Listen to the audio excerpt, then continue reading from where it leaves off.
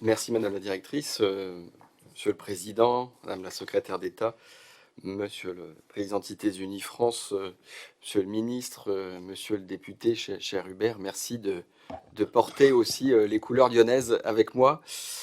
Mesdames et Messieurs, en vos noms, grade et qualité, pour faire simple. D'abord, juste un mot pour rebondir aussi sur ce que vous disiez, Monsieur le Président de la République, sur ce contexte particulier qui nous agite. Je crois qu'on peut dire qu'aujourd'hui, nos villes sont regardées. Le monde entier nous regarde actuellement. Et le monde entier regarde comment la France va réagir. Mais je pense que c'est, et ça me permet aussi d'entrer quelque part dans le vif du sujet, je pense que c'est aussi en regardant le monde, et peut-être en recherchant, pas forcément des situations totalement équivalentes, mais il y a eu au cours des dernières décennies d'autres crises qui pourraient s'apparenter à celles que nous vivons actuellement, des sources d'inspiration ou en tout cas de réflexion. Et en disant cela, je rebondis aussi, enfin je me permets de revenir sur ce qui a été évoqué par plusieurs d'entre vous, sur le fait que quand on parle de relations internationales et de coopération internationale, on doit regarder dans toutes les directions. Oui, on a des choses à apporter, c'est certain, il y a des relations à établir, mais on a aussi beaucoup à apprendre. Et je crois que dans la situation dans laquelle notre pays est plongé actuellement, il est heureux, il est pertinent d'aller chercher des sources d'inspiration. Et j'espère d'ailleurs que ce sujet, celui qui nous préoccupe aujourd'hui dans nos villes, pourra aussi faire l'objet d'échanges internationaux avec d'autres pays, d'autres villes. En tout cas, c'est mon souhait. Alors, ça a été dit, la diplomatie est historiquement, même constitutionnellement, d'abord une prérogative de l'État. Pour autant, ce n'est plus tout à fait le cas. Alors, pas simplement, mais aussi, je dirais, en vertu de la libre administration des collectivités. Elles sont nombreuses et la ville de Lyon ne fait pas exception à s'être engagée dans des relations internationales, toujours en faisant, enfin toujours, ou presque, oserais-je dire, en faisant attention de s'inscrire dans les grandes orientations diplomatiques du ministère de l'Europe et des Affaires étrangères, bien sûr, ou en tout cas en s'y référant. Mais il est vrai que du fait de traditions ou de volonté politique locale, un certain nombre de collectivités, mais j'y reviendrai pour Lyon, se sont engagées dans des relations et des coopérations internationales. J'aimerais d'abord vous dire que pour moi, la vocation, en tout cas des villes, est de venir compléter ce qui peut être fait par ailleurs, compléter bien sûr, on va dire, des grands programmes, mais aussi parfois venir compléter des actions très très ponctuelles.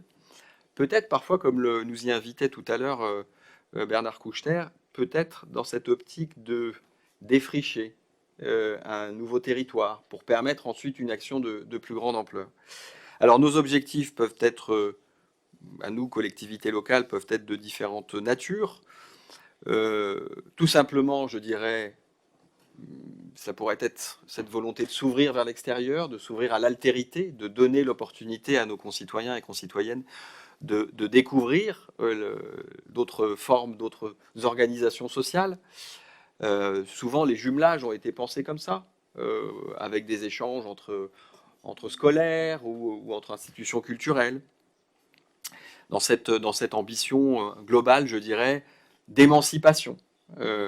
Mais parfois, nos objectifs peuvent être plus, j'ai envie de dire, plus terre à terre, avec une diplomatie économique des territoires, il faut le dire aussi, bien sûr. Hein. Il n'est pas rare qu'en tant que maire ou président de département, de métropole, de région, eh bien, voilà, on emmène avec nous eh bien, un certain nombre de chefs d'entreprise pour ouvrir des marchés, comme on dit. Souvent, c'est plutôt une prérogative du chef d'État. Enfin, dit-on que le chef d'État est souvent un VRP, mais pas que, pas seulement. Mais ça, Monsieur Hollande, vous le savez bien sûr. Parfois aussi, c'est la coopération technique, enfin le souhait d'établir une coopération technique qui nous guide en disant nous avons des choses à partager, des savoir-faire, des compétences, parfois même des moyens concrets qu'on met à disposition. Je pense notamment dans les situations où on arrive et on va, par exemple, faire des dons de véhicules pour faire du ramassage des déchets, par exemple, des choses aussi pratiques que ça. Et là, on est purement dans la coopération technique. Mais je crois que c'est plus récent, nouvelle idée aussi qui me semble être de plus en plus répandue dans nos collectivités locales, qui est de faire ensemble, de porter en fait des projets à plusieurs collectivités pour faire avancer, par exemple, des thématiques sur lesquelles nous voulons avoir un plaidoyer en commun.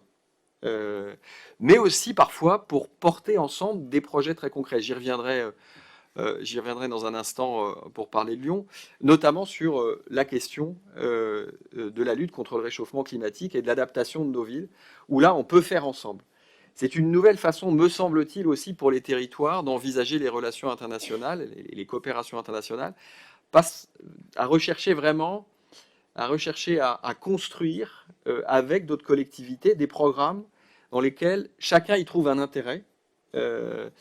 Et du fait d'être à plusieurs, eh bien, nous envoyons un autre message. Nous montrons, il y a une portée symbolique dans l'action concrète qu'on peut aussi réaliser. Alors, j'y reviendrai dans un instant, ça c'était ma séquence un peu teasing, mais concrètement, si je m'intéresse plus précisément à Lyon, puisque je suis là quand même pour parler de Lyon. Alors, Lyon, c'est une ville qui a l'internationalité dans son ADN, d'abord parce qu'elle est au carrefour de beaucoup d'influences. Lyon, c'est une ville qui, au moment de la Renaissance, accueillait les banquiers florentins, donc très tournée vers l'Italie.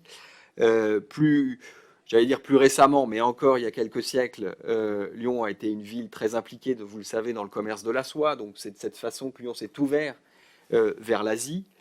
Plus récemment encore, Lyon s'est tourné vers l'Arménie, notamment du fait de l'importante communauté arménienne qui s'y est installée. Bref, autant d'occasions de s'intéresser à d'autres régions du monde.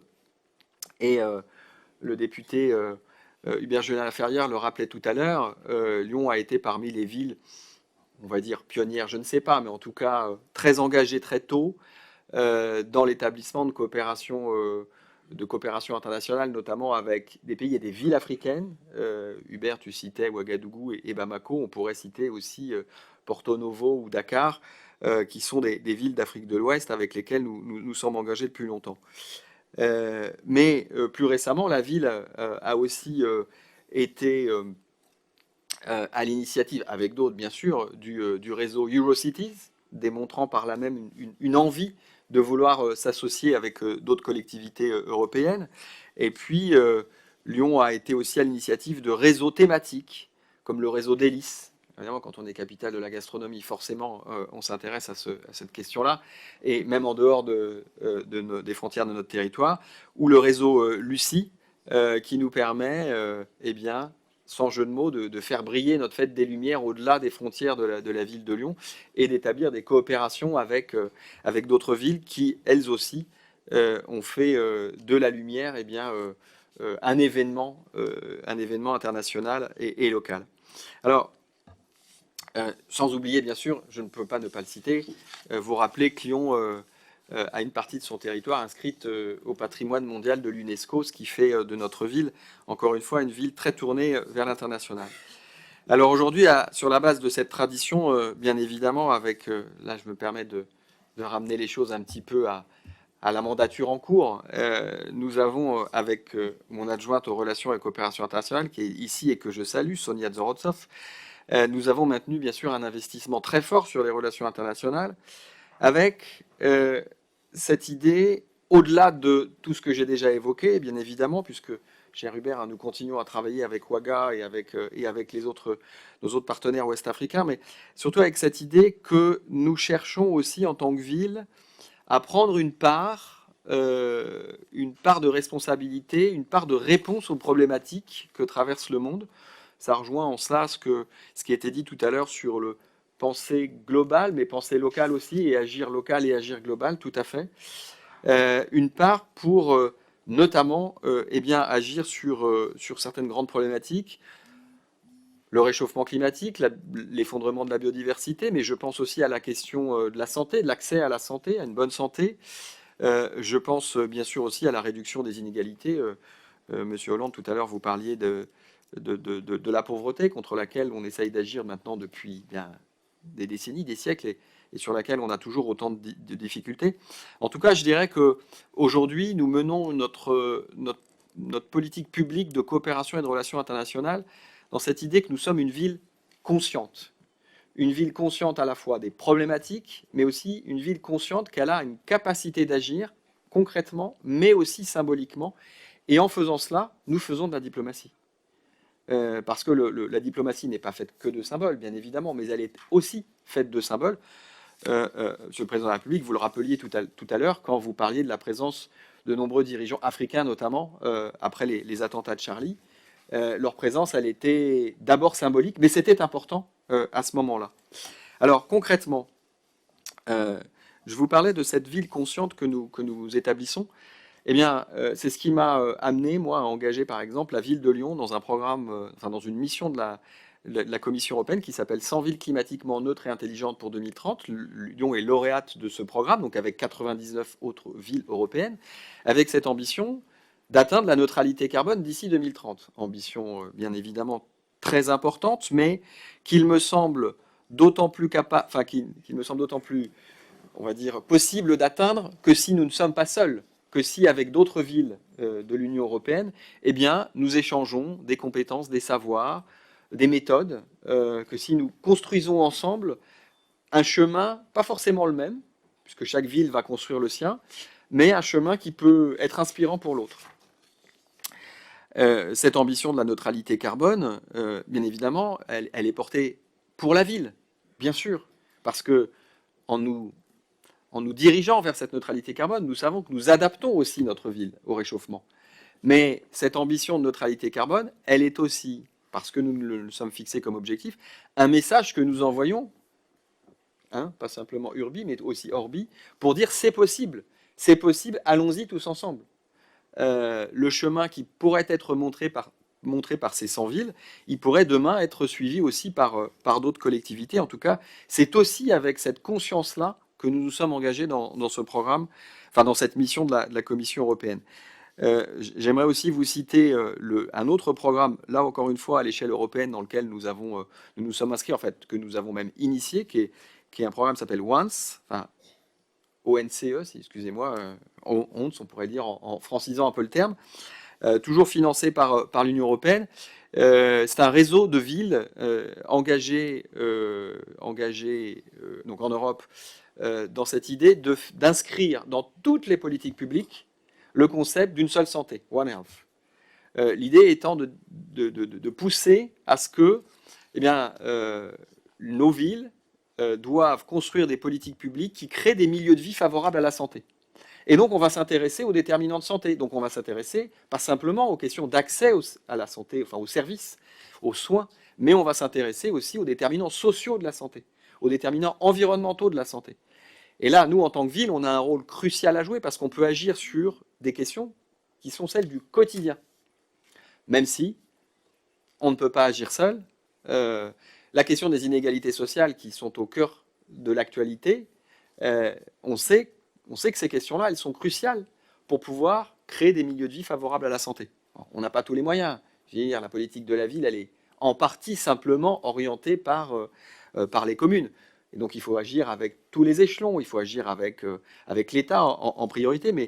Mais ce réseau dont je parlais, ce réseau ONCE, il a vocation à faire reconnaître le rôle des villes dans l'établissement d'une santé globale.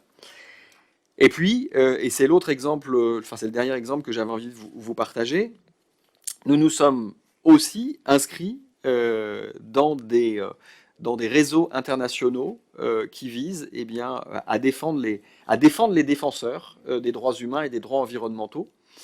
Lyon a par exemple rejoint le réseau ICORN et nous accueillons actuellement à Lyon des journalistes ou des artistes qui sont en danger dans leur pays, qui ne peuvent pas exercer. Cette solidarité, j'allais dire, d'une ville vis-à-vis d'un peuple ou vis-à-vis d'un certain nombre de personnes qui sont empêchées, qui sont opprimées, qui sont menacées pour un certain nombre d'entre eux ou d'entre elles, c'est aussi une façon pour nous de porter, je pourrais dire, les valeurs de la République française, l'idéal républicain français, mais pas que, mais de porter eh bien, tout simplement les droits humains,